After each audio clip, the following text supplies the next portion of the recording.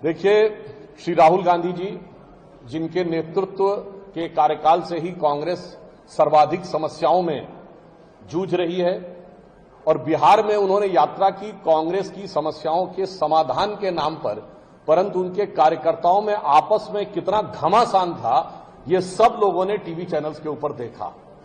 परंतु इसी के साथ उन्होंने बिहार की जनता का जो अपमान किया है वह अक्षम्य है। श्री राहुल गांधी जी ने अपने वक्तव्य में कहा कि जो छोटी जाति है, इन्वर्टेड कॉमा में कह रहा हूं, फिर आगे उन्होंने कहा ओबीसी ईबीसी। मैं विनम्रता, दृढ़ता और आक्रोश के साथ कांग्रेस पार्टी से पूछना चाहता हूं कि आप तथाकथित छोटी जाति किसको कह रहे हैं? हमारे मुख्यमंत्री श्री नीतीश कुमार जी उसी वर्ग से आते हैं जो आपने ओबीसी और ईबीसी कहा। हमारे उप मुख्यमंत्री सम्राट चौधरी जी उसी वर्ग से आते हैं।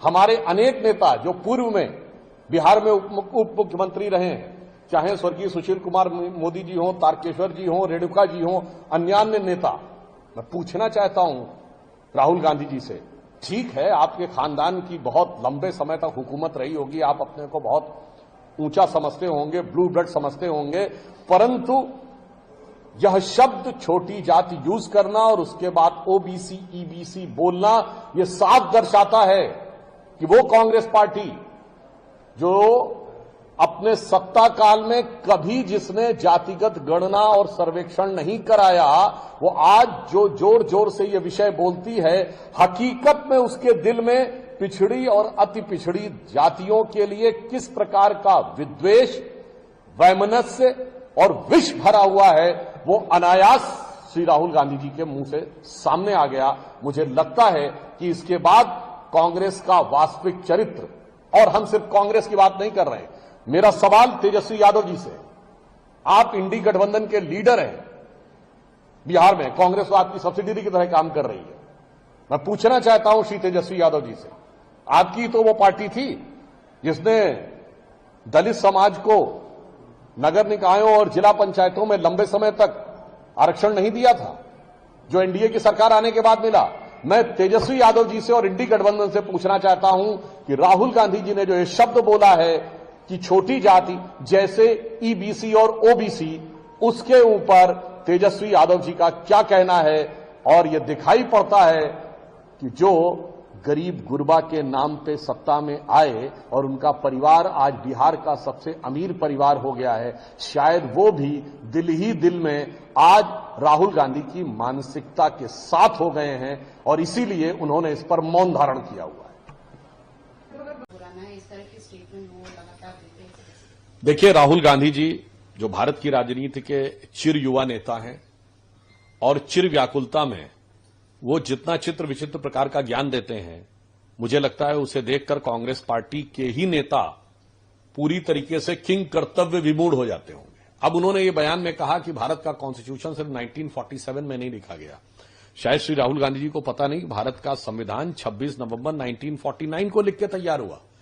इसीलिए प्रधानमंत्री श्री नरेंद्र मोदी जी ने संविधान दिवस 26 नवंबर 1949 को किया है। संभवतः ऐसे ही भटके हुए नौजवानों को समझाने के लिए संविधान दिवस की आवश्यकता थी और कांग्रेस उस संविधान दिवस का स्वागत नहीं करती थी और प्रकारांतर से विरोध करती थी। अब यह समझ में आ रहा है कि उनकी संविधान के प्रति समझ कितनी सतही और हल्की थी।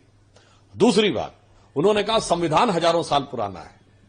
मुझे तो यह देखकर एक विचित्र अनुभूति हुई।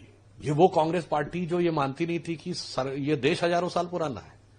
ये तो वो लोग कहते थे कि ये देश मुगलों ने आके बनाया, एक किया, या अंग्रेजों ने आके एक किया।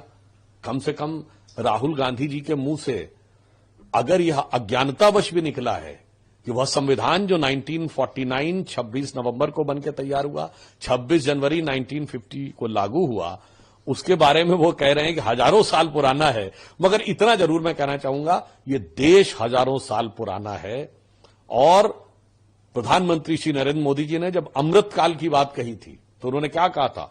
25 साल का हमारा लक्ष्य है और उन्होंने कहा था इन 25 वर्षों में भारत वो आधार बनाएगा जो आने वाले 1000 साल तक के भारत का आधार बनाएगा।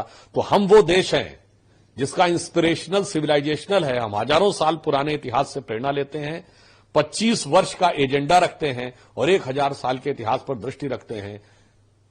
कांग्रेस की सोच और कांग्रेस का जो कंफ्यूजन है वो कांग्रेस पार्टी की नीतियों से लेकर अब राहुल गांधी के बयानों तक में दिखने लगा है।